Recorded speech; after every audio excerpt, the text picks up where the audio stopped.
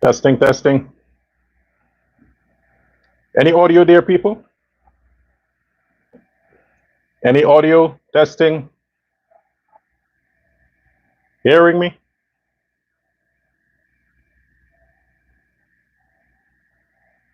Any audio? Good. I'm always forgetting something. Yes, I had to plug in.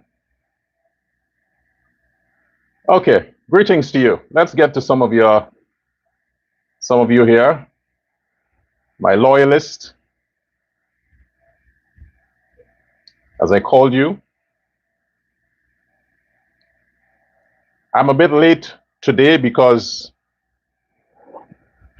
if I tell you, you probably wouldn't believe.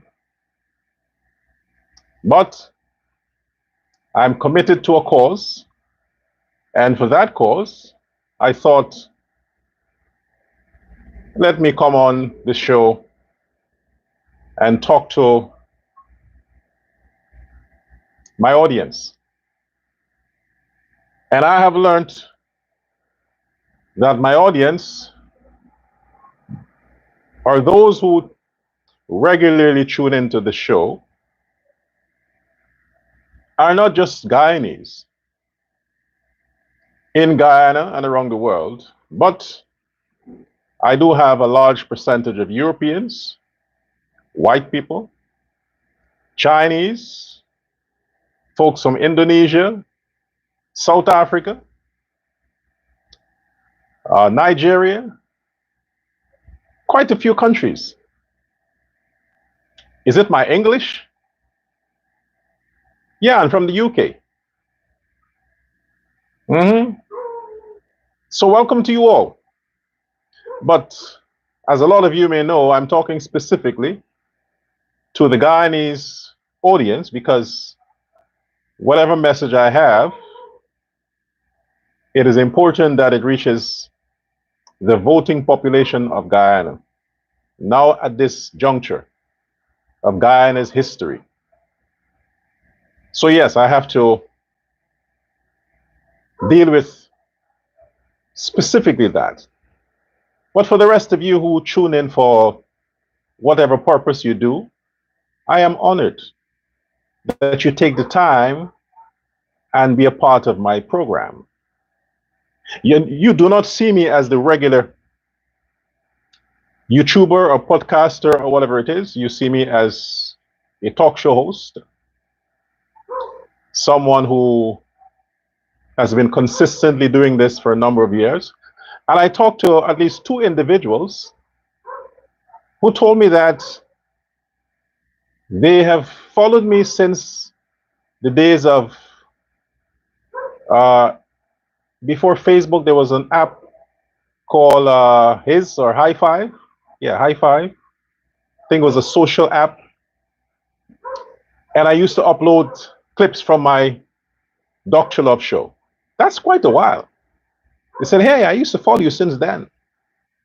And they're still here. Imagine that. If I ever run for president, I am absolutely 100% sure that those 2 people are going to be voting for me. They have been there forever. I'm like, wow. Yeah, but I'm honored. I feel special. Because they know that I'm not just a pop-up who are just hustling, you know, because this is the season to make a quick buck. So I'm showing up and just talking in favor of one candidate or one party because I'm getting something under the table or up on the table just to add some extra views to see how I can garner a few extra votes for any particular candidate. These people know I'm the real deal.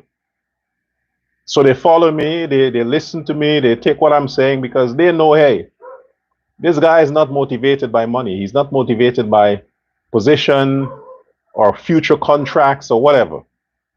This is how he is all the time. And thank you. Thank you. I'm really, really honored.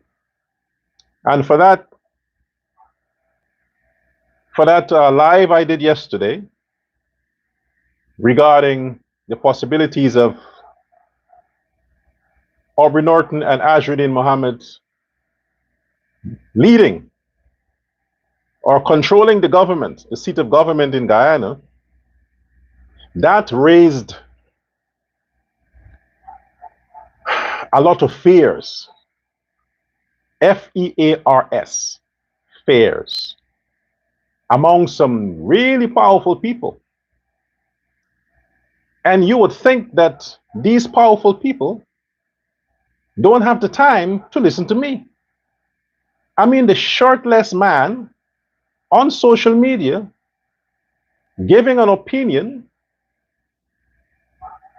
these people took the time to listen to me. Some actually reached out to me. Hey, do you really think so? So I asked one particular person, what is it to you? What's it to you if I think so or not? What does it matter? You're rich, aren't you? So either way, you wouldn't lose. Why does it matter? He's like, no, I just want to know. I mean, I know you wouldn't just come out and say things unless you have information. So I further said to him, well, if I am here and I seem to have information, you are right there under these guys and you don't know shit. I mean, you guys aren't focusing on the if. You're so overconfident of what will happen in your favor that you don't look at the slightest possibility that the if can happen. You mean you have to have somebody else to make that suggestion for you to like wake the fuck up and think, hey, this is making sense.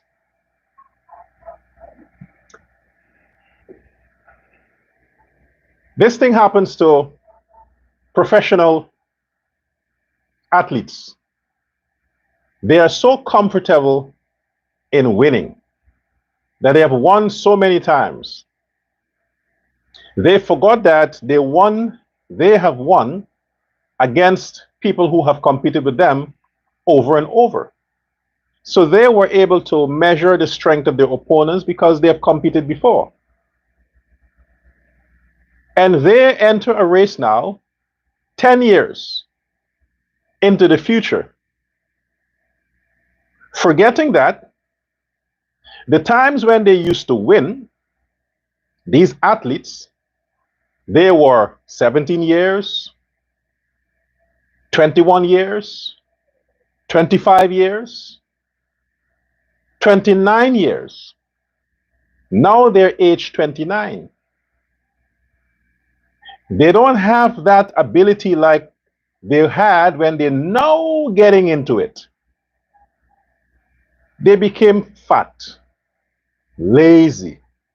They think, I've won so many times, the people know me. I can just raise my hands and they would sit.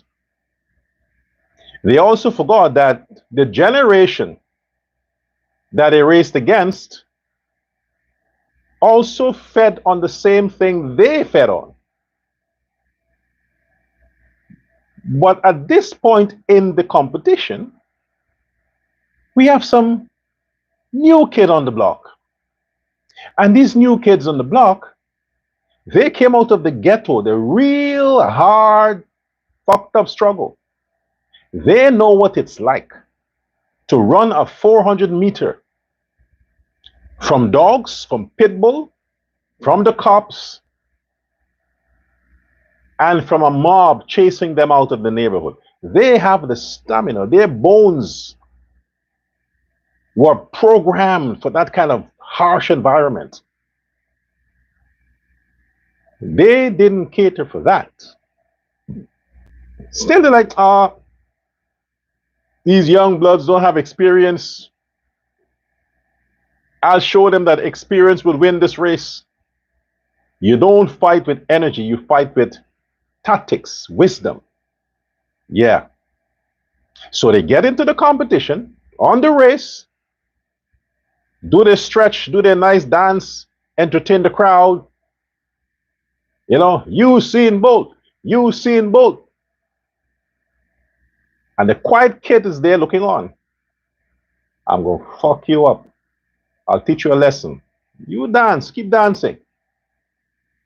When the starter says, on your mark, set, bam.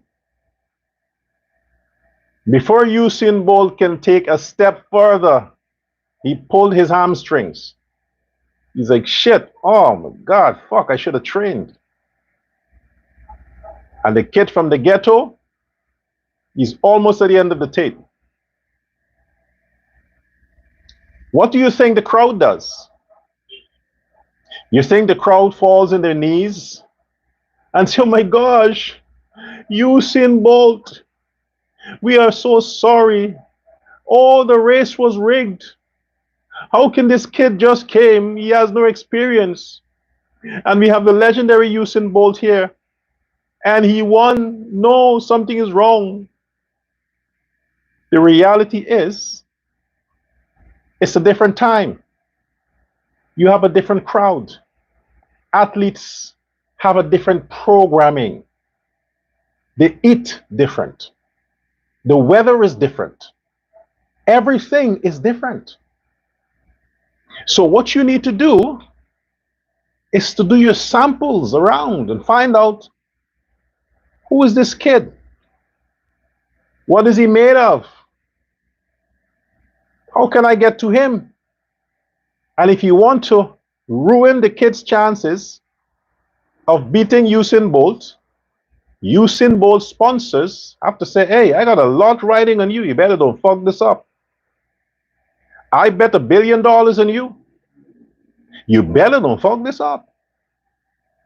So send them thugs out, let them find a way to make sure this kid don't make it to the finish line. And you better take this steroid. Don't tell me that you don't have to worry you're Usain Bolt. No, I need to have insurance. Take this fucking steroid. I'm going to pay off the referee to say he tested your blood, Usain, and it's clean, no drugs. But I'll get to the kid and just shake his hand, but I have something in my hand, some kind of, you know, they call it the untraceable chemical. So when you shake the person's hand, it seeps into the person's pores, then into their bloodstream, and then it starts to affect their ability. So when the kid starts to run and the heart rate starts to rise, then he feels a fainty thing and he just collapses there from anxiety. But when it is in fact just to guarantee that Usain wins this race, possibilities endless. But that's sports. This is politics. And this kid that I'm talking about happens to be a billionaire. And he's not from the ghetto. He uses the ghetto to get his job done. He's not from the ghetto. And this kid used to dwell with the Usain Bolts of the politics of the PNC and the PPP. So he has some insight as to how shit works. Because they had no idea that in the near future, this kid may want to take their job. They had no idea. Let me get off of the whole indirect speaking and just get to the point here. You see, nobody from the camp of the PNC, nobody, and nobody from the camp of the PPP, not the president, not the vice president, nobody. 2 years ago, okay, fuck it, a year ago, had any idea. They didn't think it was possible. It didn't cross their mind. It didn't cross their mind that Azruddin Mohammed will wake up one day and decided, I'm running for president. It didn't cross Norton's mind, President Ali's mind, Vice President Jagdeo's mind. None of them.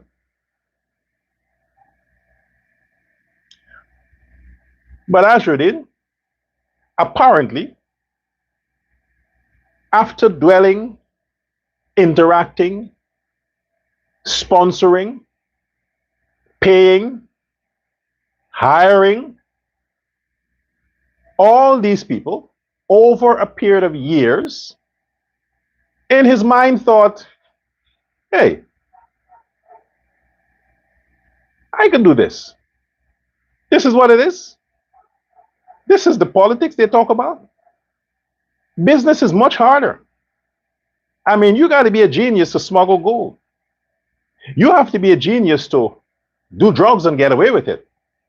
You have to be a genius to buy politicians, to control politicians. You got to be smart. And if this billionaire kid, who I know they're gossiping about and say, hey, he's spending daddy's money. If I can penetrate their camp with money and get their people to do things for me, and I can get their people to break the law for me, if I can do all of that, I might as well run for president. I mean, I have the money. I see how things work. I know who to talk with to get the advice I need. I know who to solicit. I know I know the whole thing. I've learned it because these people had their guards down because they never thought it was possible for me, Azruddin, to want to be president. After all, I'm the richest man in Guyana. So why would the richest man in Guyana be interested in politics? He has all the money. He has all the houses, the lands. Why would he even be interested in politics? We're not threatened by him. We can, let him come, man. Let him sit and hear our plans. Let him hear how we do things, because he's not a threat. Yeah. So while they were sleeping and drinking and socializing with the billionaire kid, he was looking, spying, plotting, and planning. And there you have it. When they least expected, the billionaire kid came out, made the announcement. They all got diarrhea. Every one of them. They're left with their mouth. Usually we would say they're left with their mouth open, but not this time. They're left with their mouth shut.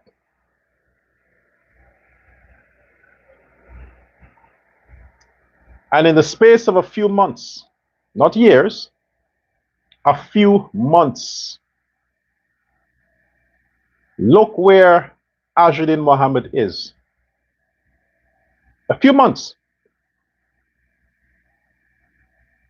Unbelievable. Unbelievable. In a short space of time. And let me tell you this.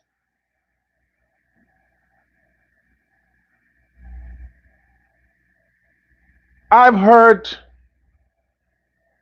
before this whole sanction thing, before this whole smuggling thing, before all of that, I've seen in and out posts, people sharing Team Mohammed stuff. I've seen it around. But that was it. People didn't take it serious. They just liked the suits because the guy never spoke. So you never knew if he can speak, if he's dumb, if he's a mute. You never know because he never spoke. All he did was smile and take a picture, put on a suit, take a picture, then go back inside, take off his suit, pose in his fancy car, take a picture, then go back, park the car in the garage because gas is expensive. Even a billionaire can't afford to tank a Lamborghini. He would drive that maybe once a month. Because one of the things I know about Indians, you see, a black man would have a Lamborghini and he wants you to know he has a Lamborghini.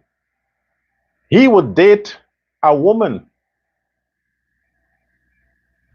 by the damn bed he would date a woman in the ghetto where the streets have a lot of holes. And he would drive that Lamborghini in the ghetto just so people can see that he has a Lamborghini. And he gonna be visiting that woman, that girl there as often as possible to see which other girl in the neighborhood can fall for him because of his Lamborghini. Yeah, a black guy would do that. Even if he has to borrow money to tank, to add gas to that car, even if he has to mortgage his house to add gas to that car, he will do it. He would not have a Lamborghini and park it in his garage. That was not the point. The point of having a Lamborghini as a black man is not an investment. No, he's not saving money by investing in that to sell it maybe sometime in the future. No. He bought it to show off. He wants the girls to see that he has a Lamborghini so he can get some easy pussy. That's the whole point. So he has to drive it. And he will go, or he don't mind if he go broke. At least at the end of the day, he can count the amount of pussy he found while he could be able to put gas. And the girls wonder like, oh my gosh, it's a Lamborghini. I wonder what it's like. And he would say, Google it first. Google it and see the pictures of the car inside. And then imagine, fantasize seeing yourself in this Lamborghini on the leather seat, the nice car smell. Fantasize that and see if your pussy ain't get wet. And when you fantasize that and your pussy gets wet, call me. Because you'll have the opportunity to be fucked in a Lamborghini. We can start the process in a Lamborghini, but it might be too small to get all the actions over. But at least you can say your pussy was played with in a Lamborghini. Then we just drive to a hotel and finish it off there. But your dreams can become alive. That's how the black man would think. But an Indo-Guyanese or an Indian man, no. He just wants the Lamborghini for status. Status. To show the rest of Indian rich guy that you can't afford one. Look up to me. I'm the important one. I'm the prince. You can't buy one. I can buy one. You can't. And he's going to drive it once a year. Because that Indian man knows if he has to spend $300, $500 every day to add gas to that Lamborghini, every day. How much is it per week? $3,500 per week. A month is how much? Almost $15,000 a month. That rich billionaire Indo-Guyanese will say, what? Are you out your fucking mind? I'm going to spend $15,000 to add gas to a fucking Lamborghini when I can take that money and put it in the bank and get interest, or I can take that money and invest it somewhere and get 100 times more than that. I bought you for status. to make my friends jealous. That's the whole point. And I got you cheap. I got you cheap. So I can show off as if I bought you expensive, but I got you cheap. That's the difference.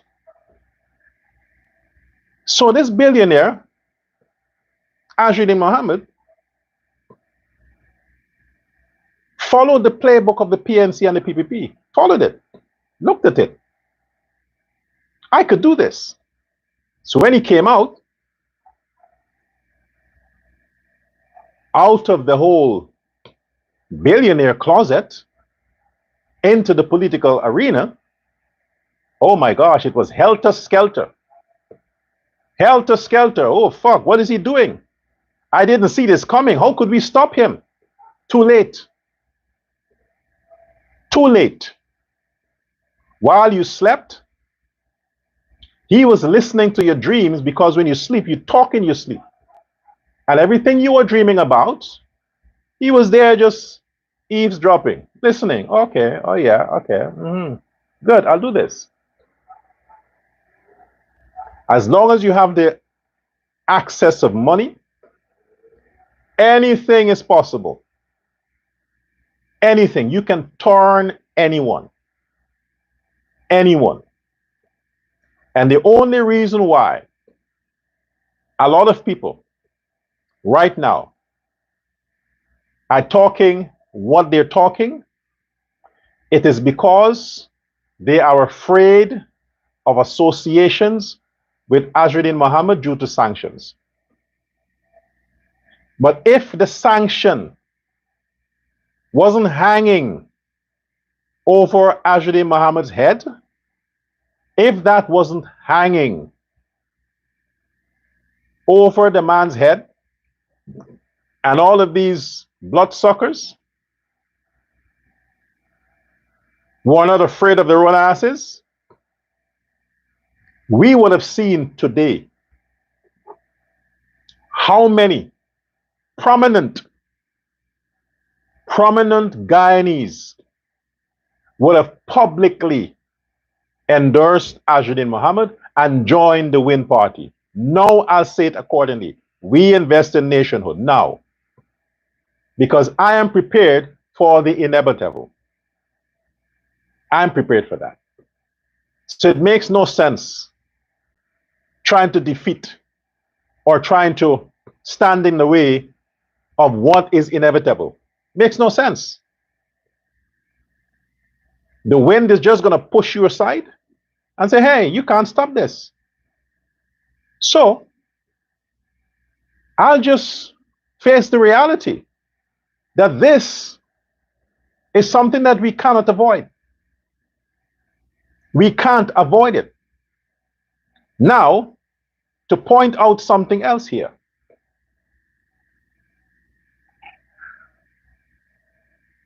Mr. Mohammed, Azruddin Mohammed, is not on Interpol. He is not wanted for any crime by the United States. He is not on Interpol. Guyana and the United States, I think they have an understanding, some extradition. I think so. Sanctions are due to X, Y, and Z. They must know why they put sanctions. But if the man was a criminal, then he would have to have been found guilty in an American court of law. And then that bulletin would have been issued via Interpol to Guyana. Then it would have been a case where Guyana is protecting this wanted man. They're not going through with whatever the bulletin says about him wanted by the Americans for crimes he committed in America, on American territory, against American system. That's not the case. Sanctions have their own reasons. And like I said before, sanctions can be lifted, crimes not. Crimes, you have to face the penalty. There's no lifting of crime. You commit crime, you're wanted by Interpol for questioning or whatever, you got to face justice. There ain't no lifting of stuff there. Sanctions is different. They can just, with a stroke of a pen, get rid of that. They meaning the Americans. Why is it only America puts sanctions on people? Why? Do you hear China putting sanctions on people? Russia? Other countries? Do you hear about that? At least I've never heard it. Maybe I have to Google it.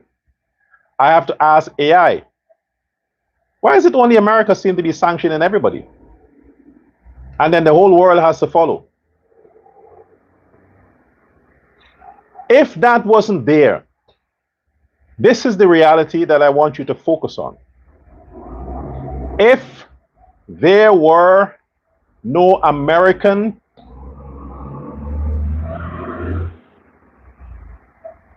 implemented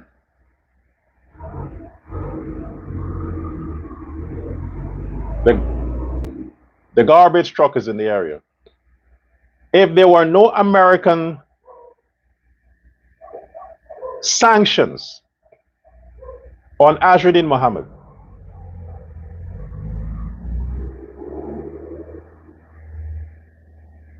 business sanctions, economic sanctions, not social sanctions, not travel sanctions, economic business, affect the man's business.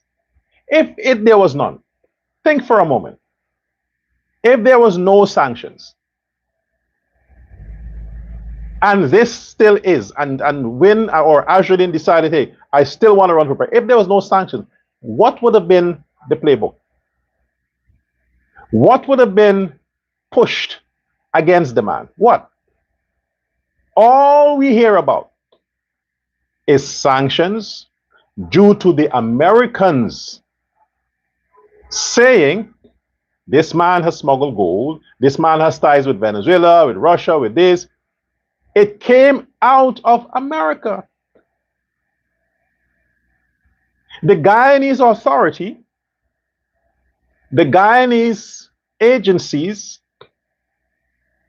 the Guyanese institutions, before the Americans announced their sanction, there was nothing in the Guyanese system, not in the Granger government, not in the Ramatar government, and not in the Ali government. Nothing against the Mohammeds. Nothing. They got along with everybody. So the question is, what if the Americans didn't get involved? What if the Americans didn't say, we put sanctions on this man? Because why? He smuggled gold out of Guyana, not America. He robbed the Guyanese taxpayers, not American taxpayers. All of these crimes that this man was sanctioned for, he allegedly committed the crimes against his own people, not America. But America put sanctions.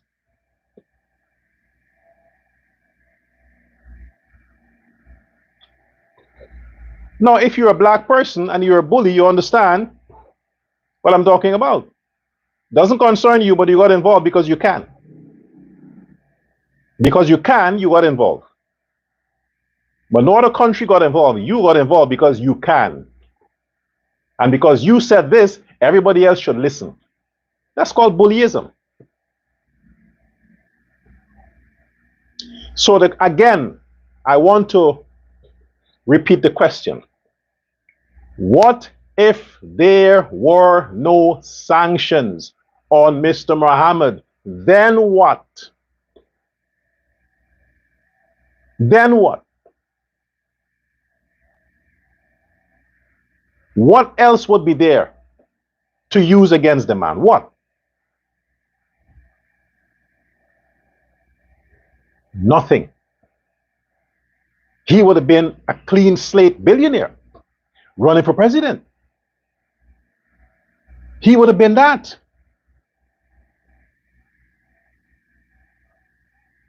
So the people who are not coming out and publicly standing besides Win or standing with Mr. Mohammed are because they're cowards.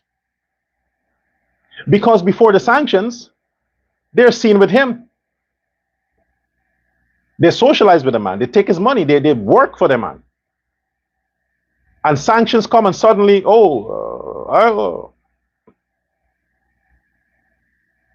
that tells you that while these people may not be publicly endorsing or publicly campaigning with this man, Azruddin Mohammed, secretly they are. The same people, secretly, they are doing that. They're advising the man. They're calling him. They're planning with him. They're meeting with him. They're doing all of that behind closed doors because they are afraid of being sanctioned too. And what do you know? They might very well vote for the guy.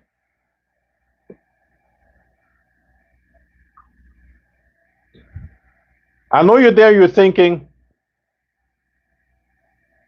did Azruddin Mohammed got to Dr. Prasad? Did he finally give up and give in? Why does he seem to be talking this way now? Why not criticize Azruddin? Why not continue with the whole talking point? Yeah, listen to this. Yeah, listen to that. Yeah, listen. Why? What happened? Oh my gosh. Did Azruddin get to this guy? I'm a free agent. And this is what happens when you are a free agent. You talk about the facts as you see it. That's the whole thing about being free. You're not tied to anyone. Remember I said, I stand with the PPP, not because of Ali, nor Jagdeo, because of Jagan, because of Jagan. I stand with the PPP. Present, stand, present. So while I may vote for the PPP, I do that because I'm loyal to the PPP, not Ali or Jagdeo. It doesn't mean I can't speak to the facts as I see them. I can. So these are the facts as I see them. Okay? So the fact as I see them, and mind you, Azruddin Mohammed grew up in the PPP. He is a product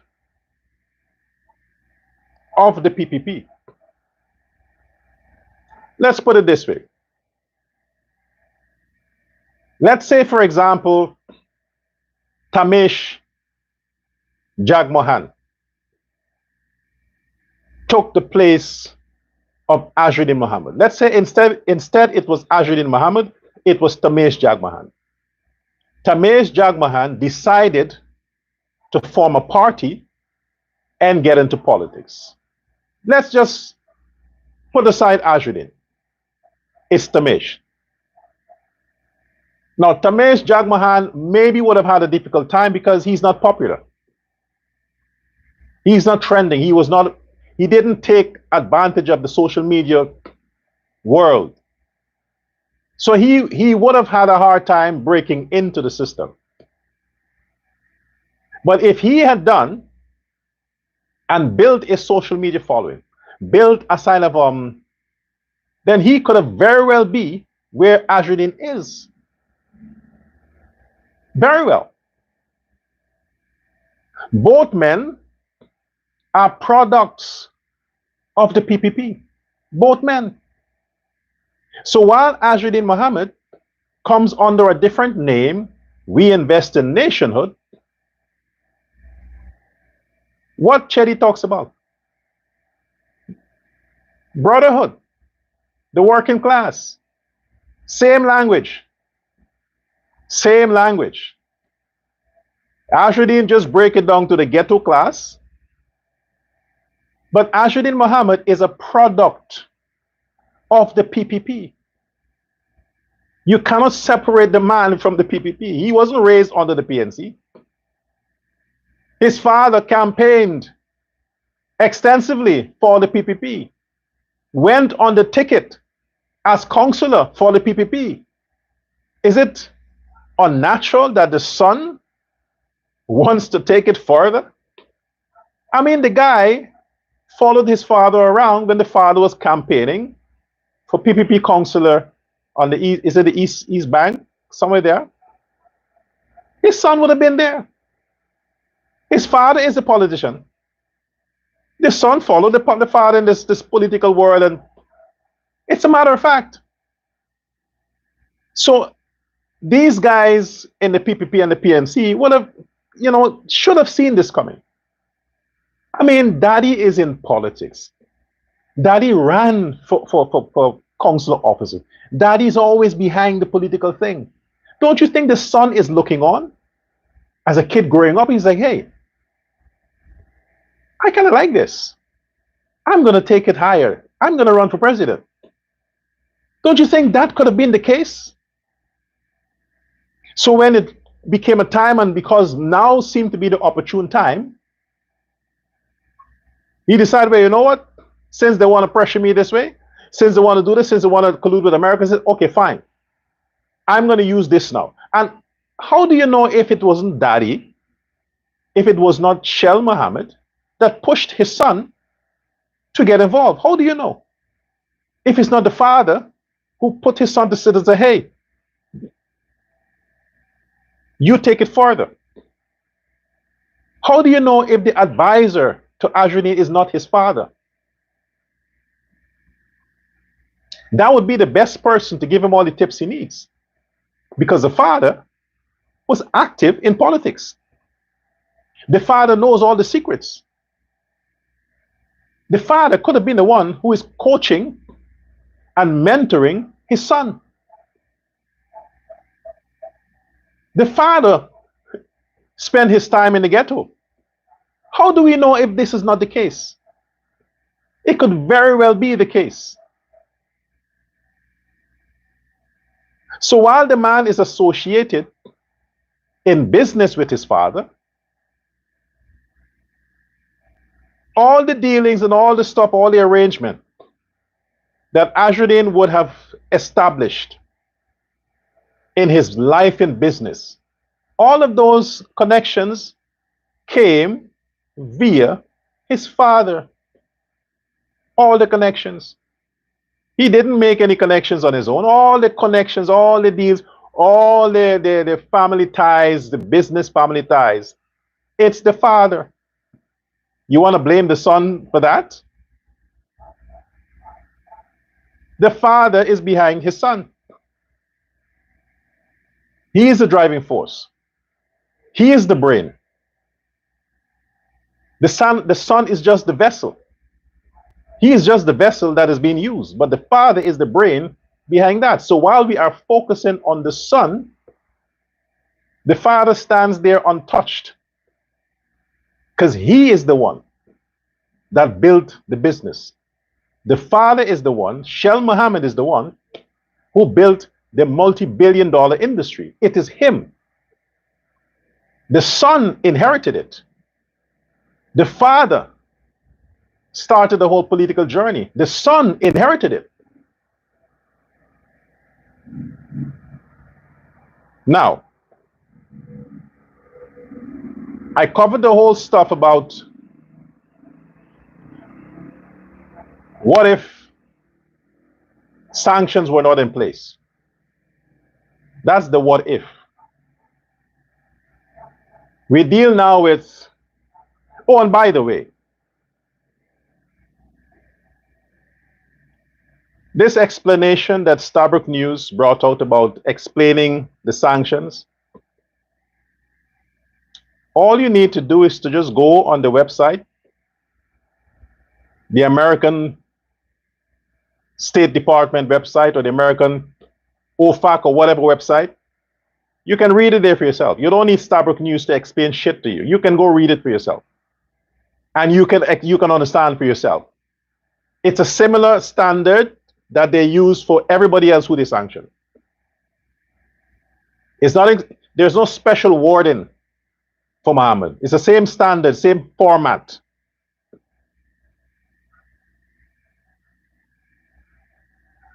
And the fact that the Vice President, Jagdeo, talked about, I think in his last press conference, how much hundreds of millions of dollars Stabrook News and the Chronicle and these newspapers earned per year in advertising from the government. I wouldn't trust anything that comes out of these newspapers, even though they claim to be anti-Jagdeo or anti-Ali. They earn money from the government. So I wouldn't trust anything they say. Listen, anybody who is on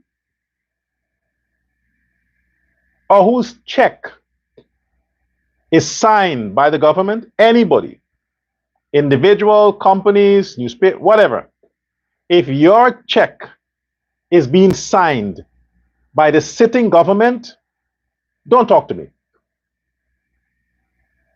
When PNC was in power, they had a lot of business people, a lot of social media pundits who were talking as if they know Granger personally.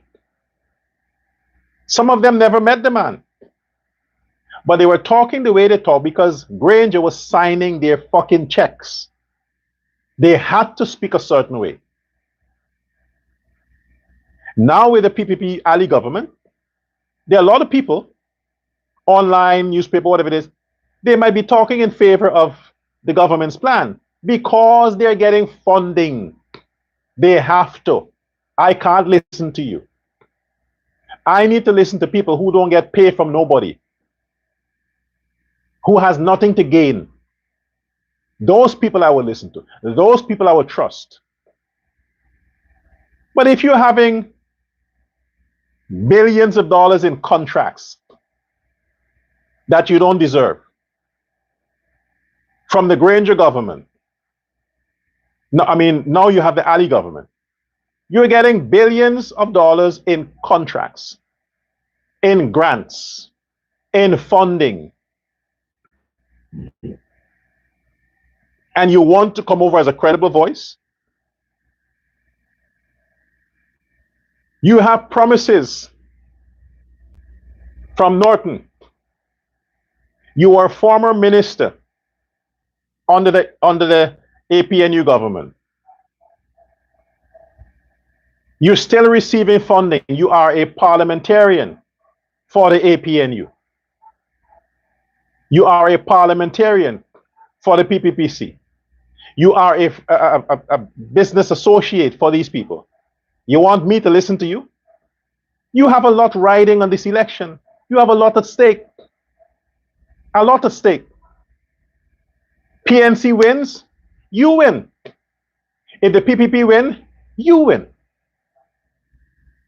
Either way, PPP or PNC getting in office, it doesn't benefit me.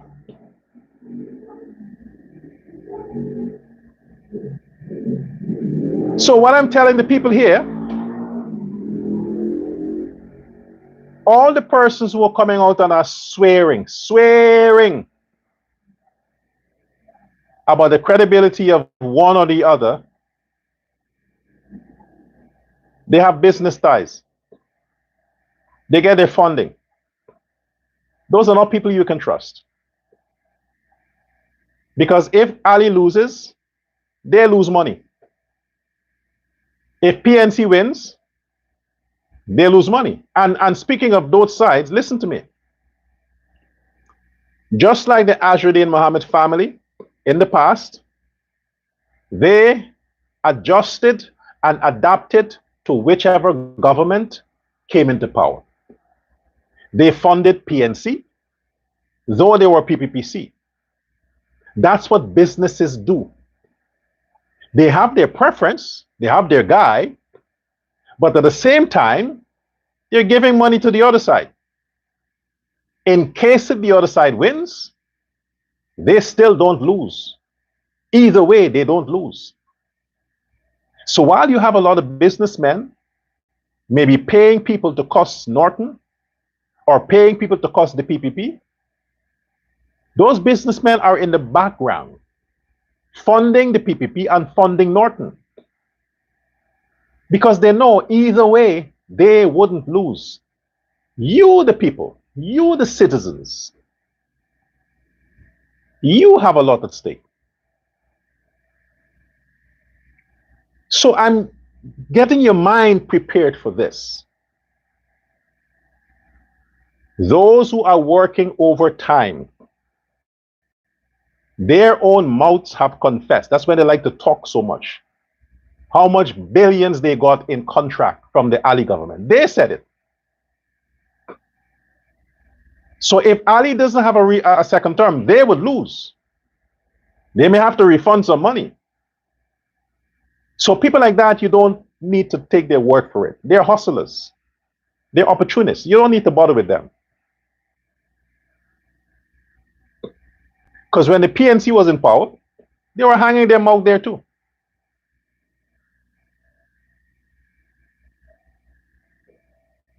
The reality is that emerged as the third force in Guyana's politics. Can he replace the PNC? It's possible. But he cannot replace the PPPC. At least not now. But he can. It's possible that he can replace the PNC. It is. But the man is the third force that we have to deal with. Remember here, fellow citizens, it is not you that caused that to be the case. It is a government who failed to act. The Ali government failed to act. When the Americans issue sanctions, it's to guide you as to how to deal with this particular person. The banks stepped up and they implemented systems because they are connected to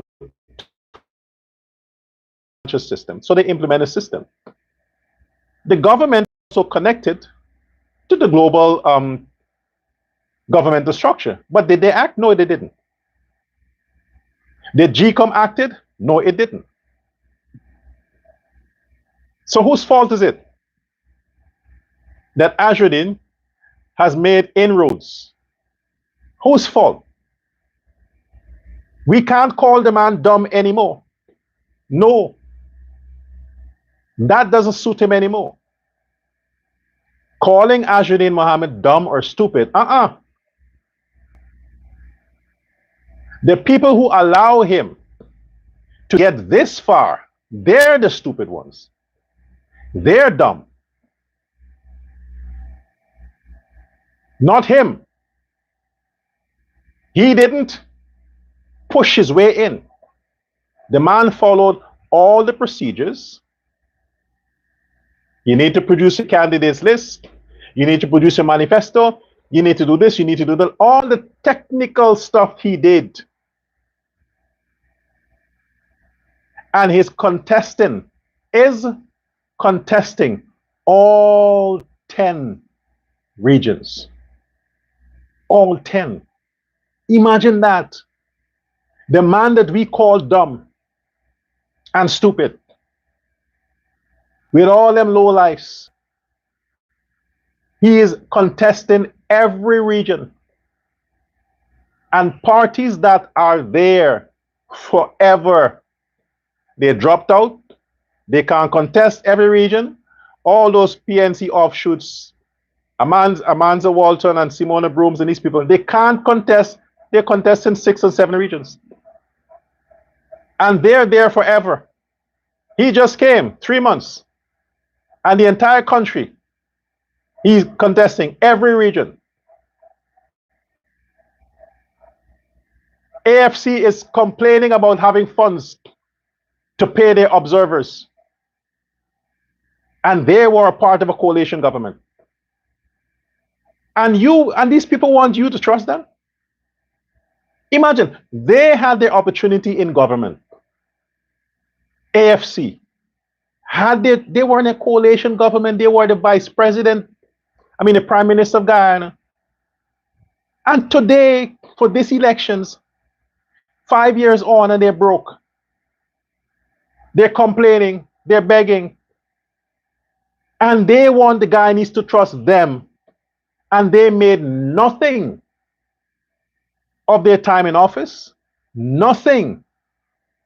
They have learned nothing. And they were in government for over how many years? 10 plus. And this billionaire guy, 3 months, and is dominating the whole country. He is now a threat to the mighty People's Progressive Party Civic and the giants Jagdeo and Ali, that in every rally possible, on every press conference possible, Azruddin's name is dominating the podium. You see what I'm talking about here? Azruddin Mohammed is the main subject on every campaign rally for the others. He is, and he's only in the game for 3 months. Nobody talks about Nigel Hughes. Nobody talks about Brooms. Nobody talks about Desire. People hardly talk about Aubrey Norton. The two people who gets the attention on social media everywhere are two men, Azruddin Mohammed and Bharat Jagdeo. Not even President Ali is not trending like Jagdeo and Azruddin Mohammed. Not even President Ali.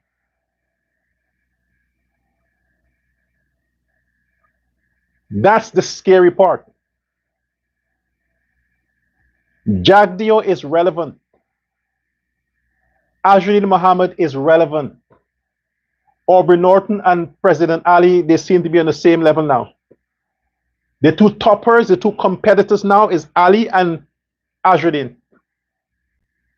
The elections come down to these two guys. People go into the campaign trail with Ali on their mind, Jagdeo on their mind, and Azruddin on their mind. These two men, Ali and Norton is second. That is a matter of fact. So Azruddin Mohammed is the third force. The question is, no government would be able to be formed without him. That's the question. Not a question, rather. That's the point. So who is he going to go close to? Is he going to gravitate towards the PPPC, the party of his birth, his family, his father? Or is he going to go towards the PNC, the party that pushed him, that made him what he is? Where would he go?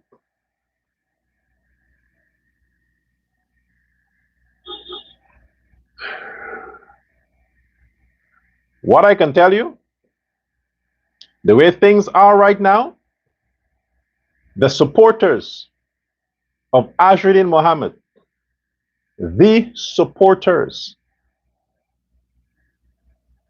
and he will have to listen to his supporters. do not want him to collate with the PPP. They don't want that. They don't care about the risk. They want him to collate with the PNC. So Azruddin Mohammed, I can say for a certainty that the Win party will become a part of the APNU. Remember, it is a party for national unity. That means the door is opened already for any small party that wants to join after elections to bring their, hey, let's call it. When they go under that name APNU, it means after elections, any party that wants to bring their votes to make a majority, they're welcome.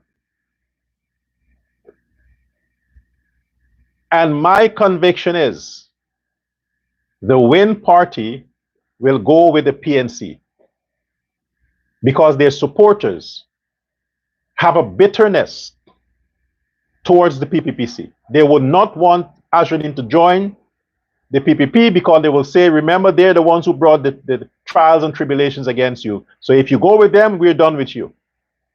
And he would not want to risk his now new political career because of some sentimental ties. He wouldn't want to risk that. He would not want to make enemies with the blacks. Since they're the ones who have his back, he'd rather go and hang out with the PNC than to risk his security, his protection, and turning against them to go with the PPPC. So Azruddin, for a certainty, is going to go with the PNC. The PNC and Azruddin can very well form the next government.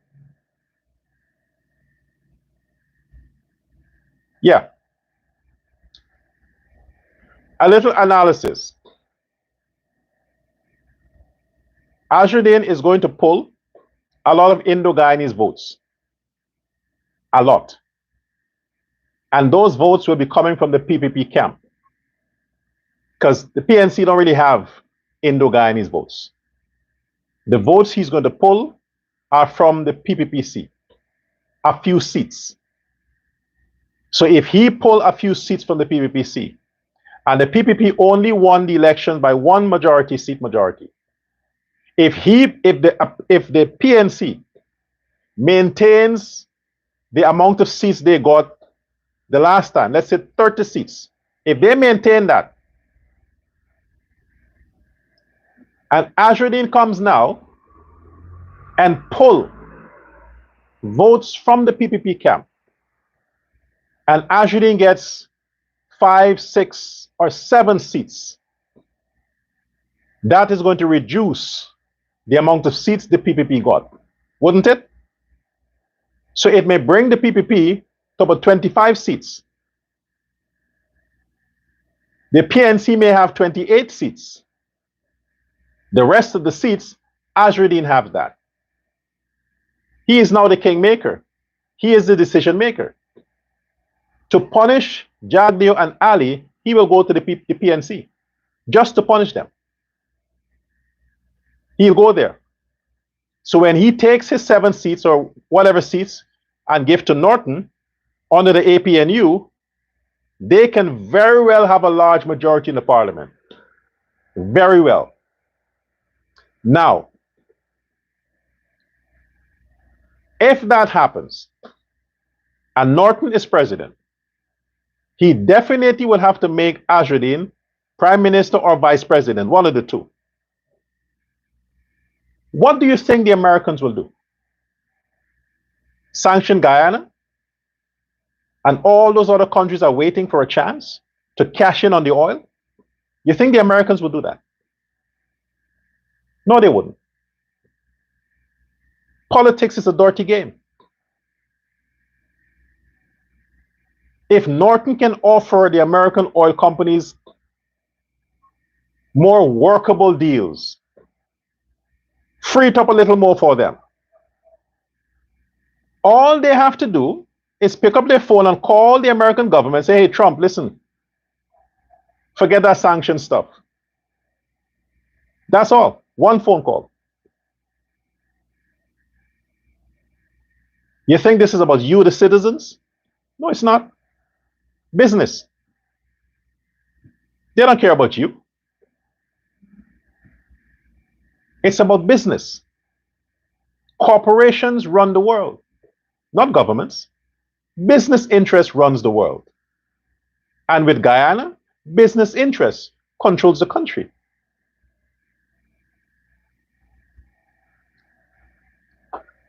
I'll get into more details tomorrow. But listen, like I said, we look at the facts.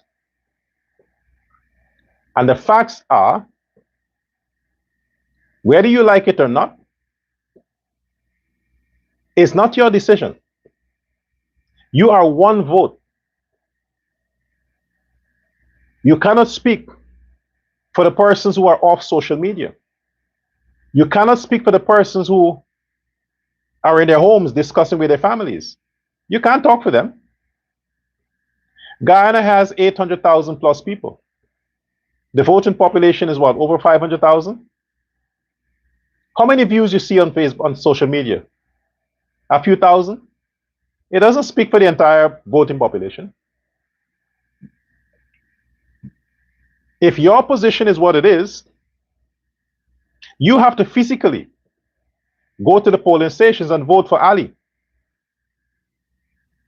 But your comment on social media would not dissuade someone else who set their mind to vote for Mohammed or PNC. No, it wouldn't. The more you tell them not to do it, they'll do it. And on a different note,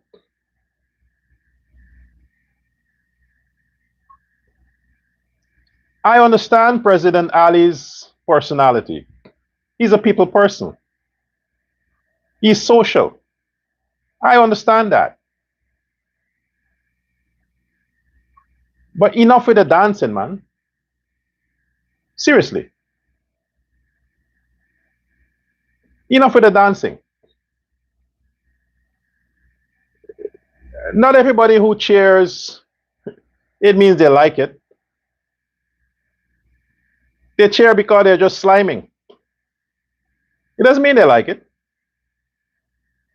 I don't want to see when Ali is trending in some dancing. It's annoying me now. It's annoying. When Azruddin is trending, it's something serious. When Norton is trending, it's something serious. But when Ali is trending, it's some dancing video. It's not. We need a strong man. This is why Jagdeep is trending more. We need the strong man. Tone down the dancing a bit. Elections is close. Bring all the masculinity. Bring all the gangster. Mr. Tough Guy. Strong, powerful. Stick to that. The dancing is a little feminine. I'm turned off by that. I don't want to, it's too much. Tone it down. Well, until next time, have a good day. And to my supporters, remember, your support is needed. Text me on my number and find out how you can do that. But your support is needed. Okay? To the loyalists, and please, if you cannot afford $100 and more, it's okay, don't bother. But if you can afford that, your support is needed. Send me a text on the number that comes on my videos. You see that number there? Send me a text on that and say I would like to make my love gift. Then you're welcome. But understand, trust the messenger. You trust me, believe my message. Don't allow your emotions to get wild. And then you're like, yeah, Azruddin got to Dr. Love. No, if Azruddin had gotten to me, I would not be asking you for your donations. Because those guys pay big money. No, they didn't get to me. Nobody did. That's why I can tell you like it is, because nobody funds me. If they were funding me, I'll talk only for Ali or Azruddin. No, nobody did. You are the persons who fund me, not these guys. But I'm telling you like it is.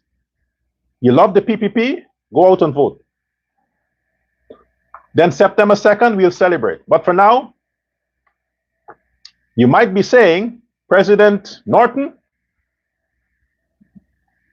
and Vice President Azruddin Mohammed. You might be saying that. See you next time. Okay, fuck, man. Here we go.